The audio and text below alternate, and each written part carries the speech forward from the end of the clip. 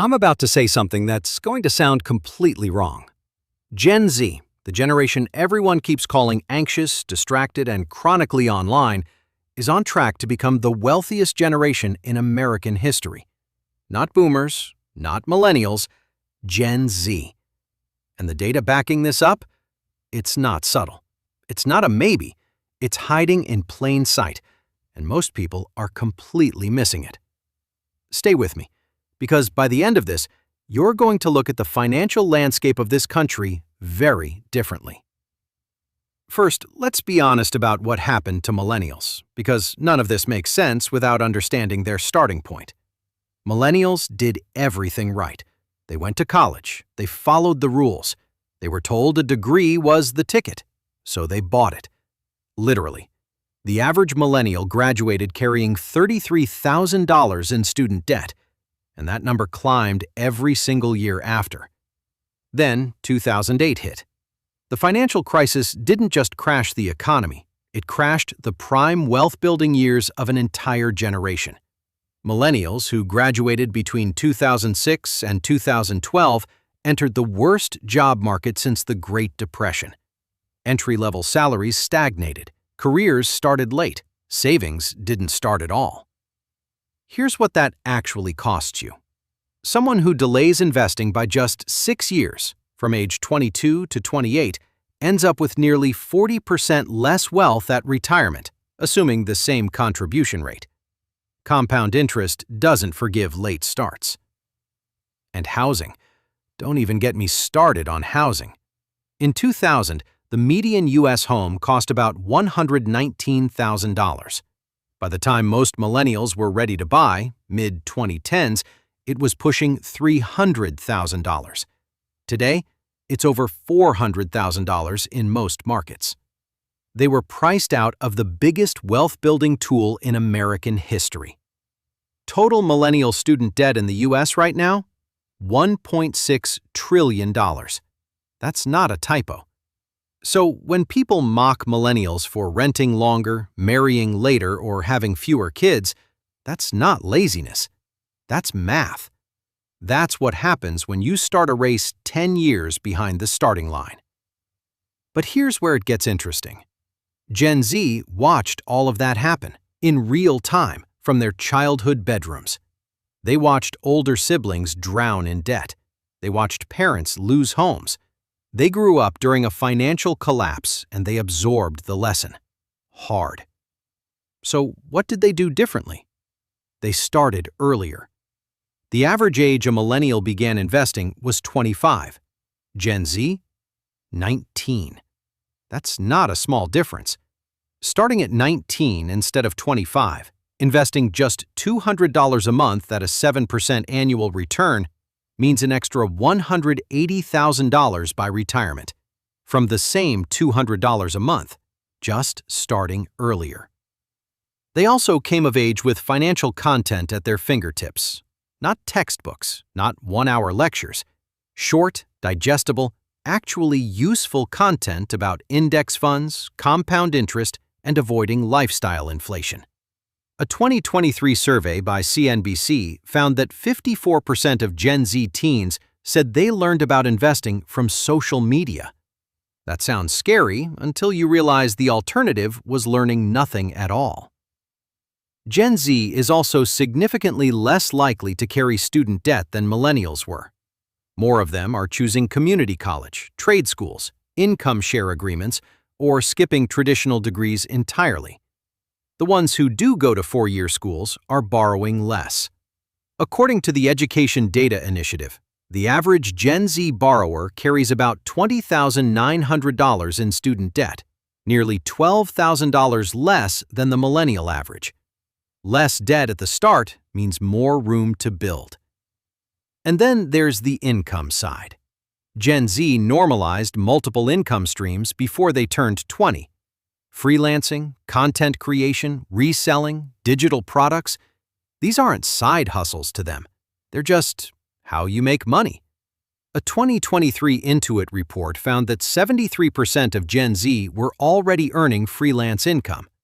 Compare that to millennials at the same age, and the gap is enormous. Now, This is the part most people aren't talking about. Even if everything I just said about Gen Z's habits were only half true, this next point alone changes everything. $84 trillion. That is the estimated amount of wealth that will transfer from baby boomers to younger generations by 2045. It's being called the Great Wealth Transfer, and it is, without question, the single largest intergenerational movement of money in human history. Now, millennials will receive some of this, but here's the timing issue. Many millennials will receive their inheritance in their 50s or 60s, after their major financial decisions are already made. Their homes are already bought or not bought. Their retirement accounts are already built or not built. The money arrives late. Gen Z inherits earlier in their financial lives. They get that capital injection at 35 or 40, right when it can still reshape everything. Down payments, business investments, early retirement contributions. The timing completely changes what the money can do. Cerulli Associates, who published the original $84 trillion figure, projects that $16 trillion of this transfer will happen within the next 10 years. Gen Z is going to be standing right in the middle of that window. But I want to be careful here, because this isn't just about inheritance. That framing misses something. Gen Z thinks about money differently, fundamentally differently.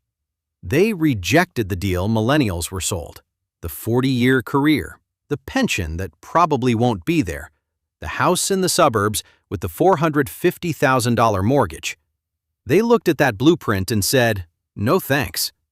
Instead, they gravitated toward the FIRE movement: financial independence, retire early, at younger ages than any generation before them. Google searches for FIRE movement among 18 to 24-year-olds have more than doubled since 2019. They also talk about money openly, to their friends, online, without embarrassment. That might sound small. It's not. Financial silence is one of the biggest drivers of bad money decisions. When you can't talk about it, you can't learn from it. Gen Z broke that taboo almost entirely. And entrepreneurship. For millennials, starting a business was Plan B, something you did when the job market failed you. For Gen Z, it's Plan A. According to a 2023 Deloitte survey, 62% of Gen Z respondents said they hoped to start their own business.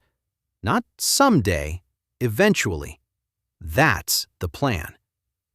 Now look, I'm not going to pretend this is a clean, perfect story. Gen Z has real headwinds. Rent is brutal. In major U.S. cities, the average one-bedroom apartment runs $1,900 a month. For someone earning $45,000 a year, that's a brutal math problem.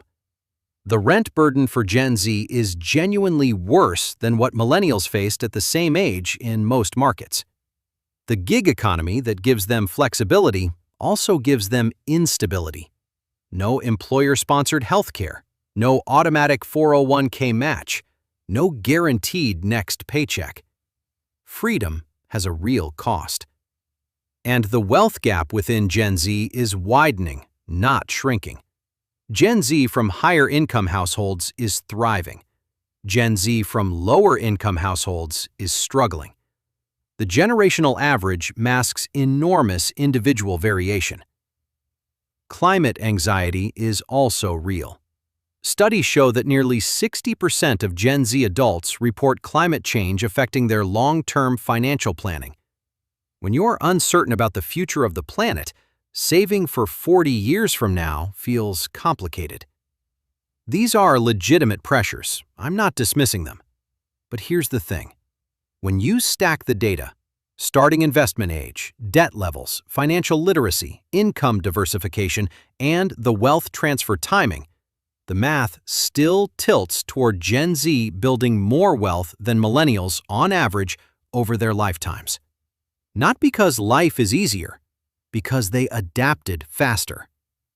So here's where I want to leave you. This isn't really a generational competition. Millennials weren't failures. They were dealt a genuinely difficult hand, and millions of them are rebuilding, quietly, steadily, against real odds. But the data is clear. Gen Z entered the financial game with different tools, different timing, and a different mindset. And those three things, compounded over 40 years, produce a very different outcome. The real question, whether you're 24 or 38, is this: which habits are you actually operating from right now? Are you starting early or waiting for the right time? Are you diversifying income or depending on one paycheck? Are you talking about money or staying silent about it? Because the gap between generations isn't just about birth years and economic cycles. It's about who decided to learn the lesson. And you can decide that today, regardless of when you were born.